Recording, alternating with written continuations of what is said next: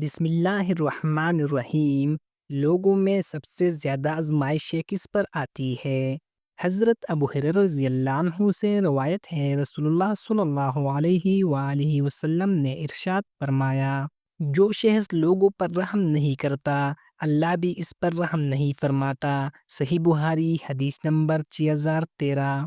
حضرت عبداللہ بن عمر رضی اللہ عنہ سے روایت ہے، رسول اللہ صلی اللہ علیہ وآلہ وسلم نے ارشاد فرمایا، مومن کا مومن سے تعلق ایک دیوار کی مانند ہے جو ایک دوسرے کو مضبوط کرتا ہے۔ صحیح مسلم حدیث نمبر 2585۔ حضرت سعد بن ابی وقاص رضی اللہ عنہ سے روایت ہے، میں نے عرض کیا، یا رسول اللہ، سب سے زیادہ آزمائش کن لوگوں پر آتی ہے؟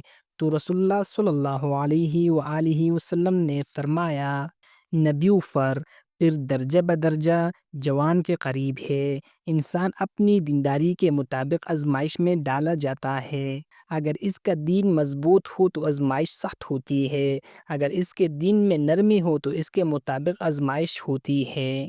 آزمائشیں اس کا ساتھ چھوڑتی نہیں جب تک وہ زمین پر اس حالات میں نہ چلنے لگے کہ اس پر کوئی گناہ باقی نہ رہے۔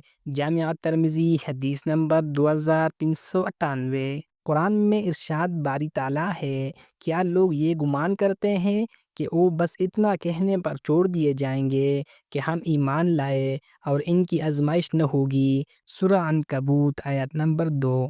آزمائشیں در حقیقت اللہ تعالیٰ کی طرف سے محبت کی علامت ہے۔